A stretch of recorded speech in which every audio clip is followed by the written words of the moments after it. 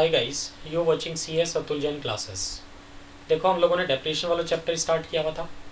उसमें हम लोगों ने डिस्कस किया था कि जो हम एसेट अकाउंट मेंटेन करते हैं वो दो तरह से मेंटेन करते हैं, या तो कॉस्टलेस डेप्रिसिएशन मेथड है या फिर एट कॉस्ट मेथड है।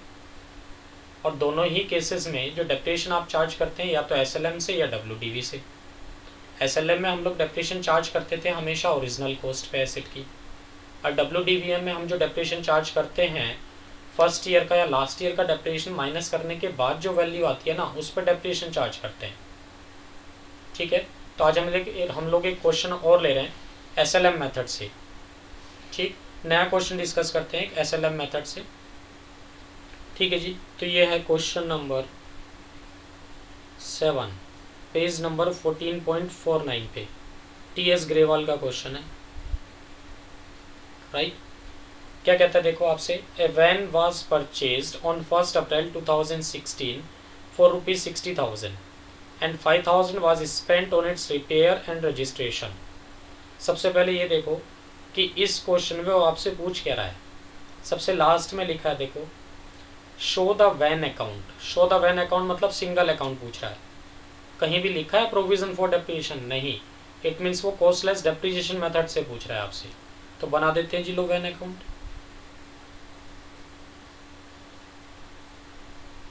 ठीक है, दूसरी चीज कैलेंडर ईयर फॉलो कर रहा है कि फाइनेंशियल ईयर, ये भी चेक करो। इसमें लिखा है सबसे लास्ट में, assume that the books are closed on 31 March every year. It means वो फाइनेंशियल ईयर फॉलो कर रहा है, राइट।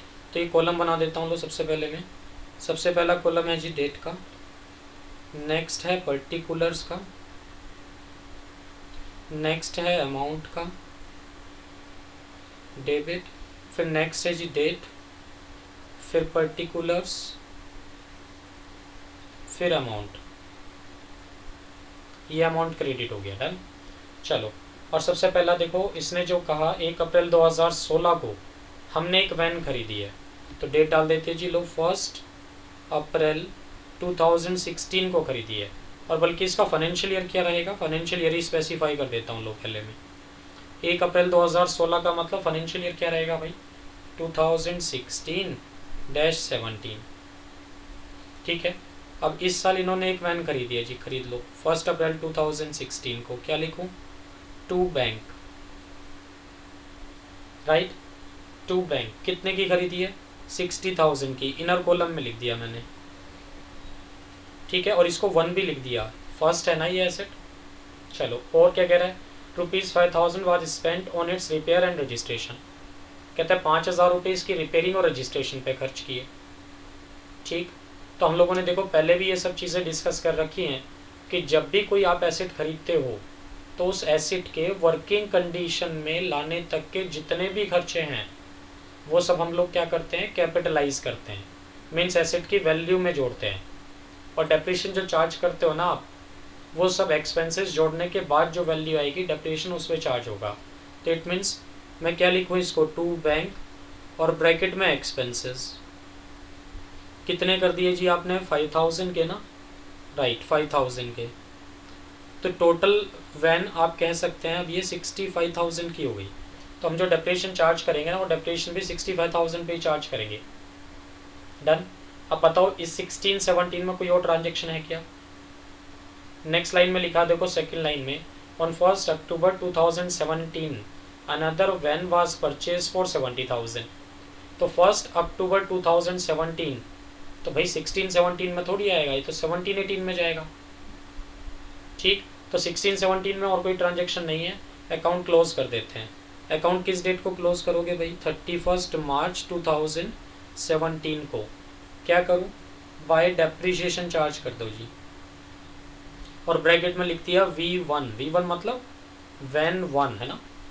चलो, तो डेप्रिसिएशन किस बेसिस पे लगाना है हमें, SLM बेसिस पे क्वेश्चन में दिया हुआ है।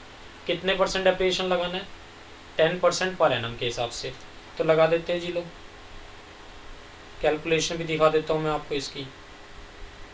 तो भाई कितने पे लगाओगे डेप्रिसिएशन, 65,000 पे, इंक्लूडिंग रिपेयरिंग एक्सपेंसेस है ना, हाँ, including repairing and registration expenses, done. चलो, 65,000 पे 10% और पूरे साल का तो कितना आता है, 6,500। ठीक है, ठीक है जी, डेप्रिसिएशन तो चार्ज हो गया। उसके बाद चलो उसके बाद और कोई ट्रांजेक्शन्स नहीं है, डेप्रिसिएशन भी हमने चार्ज कर दिया। अब बैलेंसेस निकाल लेते हैं भाई, ठीक है, बैलेंसेस निकाल लेते हैं ये लोग। इधर का टोटल आ गया 65,000, इधर का टोटल भी कितना आ गया जी 65,000। ठीक है, ये टोटल तो डेबिट वाले क्रेडिट में लिख देते हो ना आप एज इट इज। अब 65,000 से 6500 माइनस कर लो, कितना बचता है 0 0, 5 और 5 10, 1 और 6 7 और 8 15, 5 1 और 5 6, 58,500 है ना। क्या लिख दूँ मैं इसको, बाय बैलेंस CD, डेट 31 मार्च 2017। चलो ये क्लोजिंग बैलेंस नेक्स्ट ईयर क्या बन जाएगा भाई, ओपनिंग बैलेंस। और नेक्स्ट फाइनेंशियल ईयर क्या काउंट होगा अब आपका 2017-18, राइट। चलो तो डेट, ओपनिंग डेट क्या रहेगी 1 अप्रैल 2017। क्या लिखूँ, टू बैलेंस BD कितने से 58,500 से। ठीक है यहाँ तक। अब आ जाओ 17-18 में कोई ट्रांजेक्शन्स हैं क्या।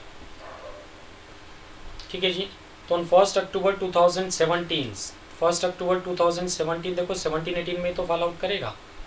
1 अक्टूबर 2017 को आपने एक वैन और खरीदी है, खरीद लेते हैं जी लोग, डेट डाल देते हैं 1 अक्टूबर 2017। क्या लिखूँ इसको, टू बैंक, और मैंने छोटा सा लिख दिया यहाँ 2, इसका मतलब ये वैन 2 हो गई आपकी।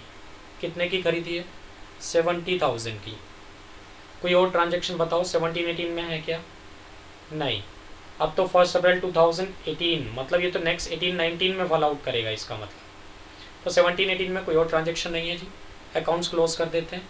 किस डेट को, 31 मार्च 2018 को। क्या करेंगे, डेप्रिसिएशन चार्ज करेंगे अब हम, बाय डेप्रिसिएशन। यहाँ आपके पास दो वैन है, वैन 1 वैन 2। SLM फॉलो कर रहे हो कि WDV, SLM फॉलो कर रहे हो, इट मीन्स आपको जो डेप्रिसिएशन चार्ज करना है वो ओरिजिनल कॉस्ट पे चार्ज करोगे।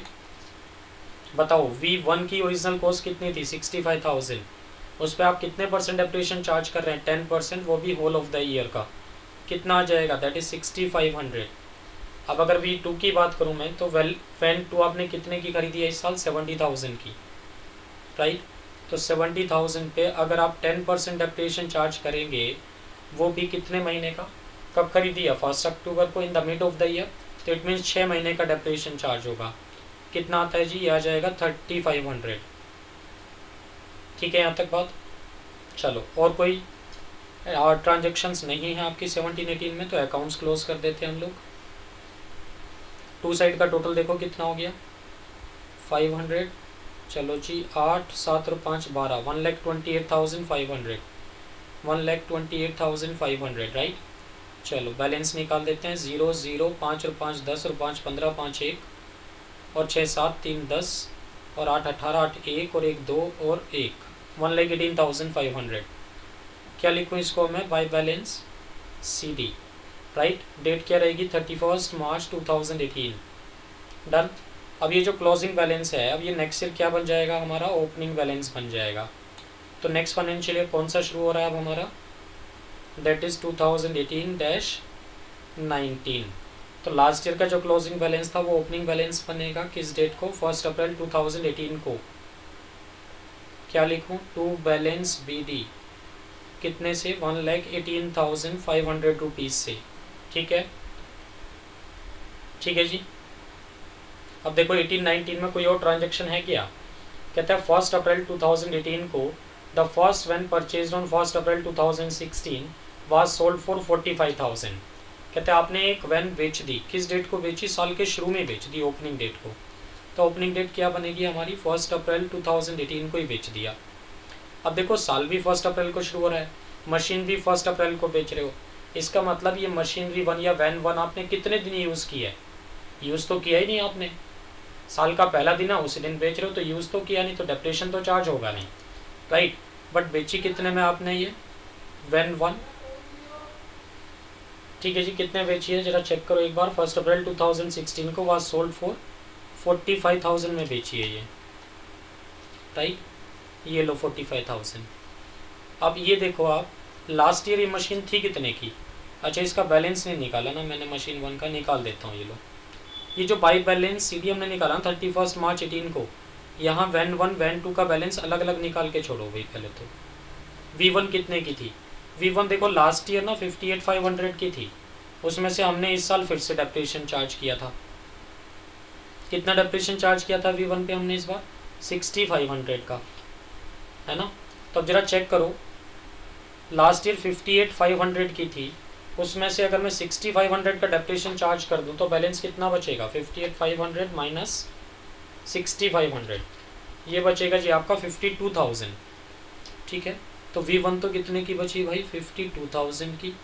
और V2 कितने की बची, V2 देखो 70,000 की खरीदी थी आपने, उसमें से डेप्रिशिएट हो गई 3500 की, तो 70 माइनस 3 67, 66,500 की बचेगी ये।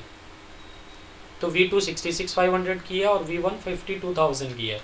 अब एक बात देखो, ये 52,000 वाली जो V1 थी, इस बार आपने 45,000 में बेच दी।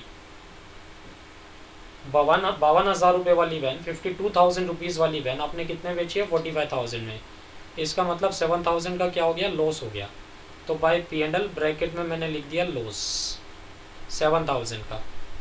डन, तो ये 7,000 लॉस आ गया हमारा। ठीक है, और कोई बताओ इस साल कोई ट्रांजेक्शन थी क्या 18-19 में आपकी। ठीक है, ये वैन तो बेच दी हमने, एक नई वैन और खरीदी है आपने फिर से 170 की और सेम डेट को, तो मीन्स 1 अप्रैल 2018 को आपने क्या किया, टू बैंक ब्रैकेट में लिख दिया मैंने V3 वैन 3 खरीद लीजिए। कितने की खरीदी है, 1,70,000 की। कोई और ट्रांजेक्शन इस साल नहीं है, तो ठीक है अकाउंट्स क्लोज कर देते हैं फिर से। 31 मार्च 2019 को अकाउंट क्लोज करोगे। डेट तो मैंने बता ही दिया, यहाँ डेप्रिसिएशन बताओ कौन कौन सी मशीनों पे चार्ज करोगे। कितनी वैन बची हुई है आपके पास, वैन 1 तो बिक चुकी है, तो वैन 2 और वैन 3 है, तो V2 पे डेप्रिसिएशन चार्ज करो एक तो, और एक V3 पे चार्ज करो। डन, तो V2 SLM फॉलो चल रहा है ना, तो V2 कितने की थी ओरिजिनली, SLM मेथड से तो डेप्रिसिएशन आप ओरिजिनल कॉस्ट पे चार्ज करोगे ना, तो V2 थी 70,000 की। 70,000 पे चार्ज करेंगे हम लोग, कितने परसेंट, 10%, और वो भी पूरे साल का, क्योंकि पूरे साल यूज़ हुई है V2, तो कितना आ जाएगा 7,000। अब V3 तो आपने इसी साल खरीदी है भाई, 170,000 की है, 10% डेप्रिसिएशन चार्ज करना है। किस डेट को खरीदा था, 1 अप्रैल 2018 को, that is in the beginning of the year. It means V3 is used for whole of the year, तो डेप्रिसिएशन यहाँ भी पूरे साल का ही लगेगा। 170 का 10% निकालें तो कितना आता है भाई, दैट इज 17,000। और कोई ट्रांजेक्शन बताओ इस साल है क्या, नहीं जी, और कोई ट्रांजेक्शन्स नहीं है, तो अकाउंट्स क्लोज कर देते हैं ये लोग। डन, तो अकाउंट्स क्लोज कर देते हैं जी। 2 साइड का टोटल ज़्यादा है, कितना आता है 2 साइड का टोटल, ये 500 और 8, 7 और 1 8, 1 और 1 2, 2,88,500 आता है जी। अब इसमें से बाई साइड वाली सारी आइटम अगर हम माइनस करें तो कितना बैलेंस बचेगा, देखो जरा, 0 0 0। अच्छा ठीक है, और ये तो आ गया जी 500 पूरा पूरा। उसके बाद आ जाओ, 5 और 7 12 और 7 19 और 7 26 और 2 28, 8 2 और 4 6 और 1 7 और 1 8 और 2 2,12,500। This is by balance CD। किस डेट को, 31 मार्च 2019 को। और इसमें भी अलग अलग वैन बताया करो, अलग अलग बायफरकेट करके। V2 कितने की बची होगी सोचो। देखो लास्ट ईयर V2 जो थी ना हमारे पास, वो थी 66,500 की, राइट। ठीक है, और इसमें से इस साल कितनी डेप्रिशिएट हो गई V2, ये हो गई 7,000 की डेप्रिशिएट। तो अगर मैं 66,500 में से 7,000 माइनस कर दूँ, है ना, 7,000 माइनस करूँ तो कितना बचेगा, 59,500 बचेगा। चलो जी, तो V2 तो कितने की बची होगी आपकी, ये 59,500 की। इसी तरह से V3 की बात करो, V3 आपने देखो 170 की खरीदी थी और कितनी डेप्रिशिएट हो गई, 17, राइट। तो 17,000 अगर माइनस करोगे कितने में से, 170 में से, तो कितना बचेगा, 170 माइनस 10 करोगे 60, और 60 माइनस 7 और कर लो तो कितना हो जाएगा, 153,000 बचेगा। ठीक है, तो ये प्लस ये इज इक्वल टू ये होना चाहिए, means V2 plus V3 is equal to total balance होना चाहिए। चेक कर लो एक बार, 5 9 3 12 2 1 और 5 6 और 5 11 1 और 1 2, ठीक है जी, 2,12,500 ये आंसर आ गया जी। चेक कर लो आंसर। बैलेंस ऑफ वैन 2,12,500 है और loss on sale of van 7,000 है। बिल्कुल एक्यूरेट आ रहा है जी सब कुछ। ठीक है, ये था क्वेश्चन नंबर 7 आपकी बुक का। ठीक है, आज के लिए हम लोग इतना ही रखते हैं। ये वीडियो आपको पसंद आया तो लाइक करें और हमारे channel CS Atul Jain classes को सब्सक्राइब करें। Thanks for watching CS Atul Jain classes.